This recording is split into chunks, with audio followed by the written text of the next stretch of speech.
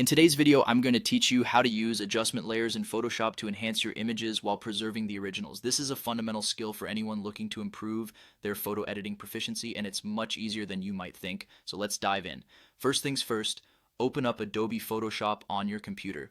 Once you're in Photoshop, you'll want to bring in the image you want to edit. Simply go to File, then Open, and select the image file from your device. Once your picture is in the workspace, it's time to get started. A critical step in non-destructive editing is duplicating your image layer. To do this, you can use the shortcut Ctrl+J on your keyboard.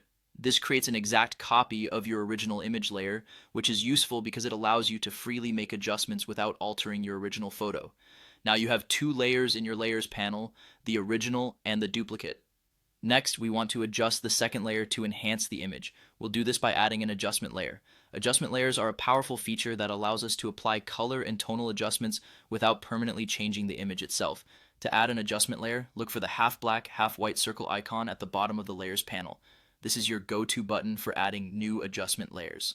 Clicking this icon will reveal a menu of different adjustment options like brightness, contrast, levels, curves, and more. Choose the adjustment that suits your needs. For instance, if you're looking to tweak the brightness, select the brightness contrast adjustment. Once selected, a new layer will appear above your duplicated image layer. What's genius about this process is that you're now adjusting only the duplicate layer while keeping your original image untouched on the background layer. Feel free to experiment with the sliders in the properties panel that pops up when you create the adjustment layer. You can see real-time changes occurring on your image as you adjust different levels of contrast, brightness, or color balance. Remember, because we're using an adjustment layer, these changes are non-destructive. If you decide you don't like the adjustment or want to try something different, you can simply delete the layer or make further adjustments without having adversely impacted your original layer. By working with adjustment layers, you're able to maintain flexibility in your editing process, offering a safety net and providing greater creative control over your images. Hence, leveraging this technique can significantly improve the quality and precision of your photo editing work.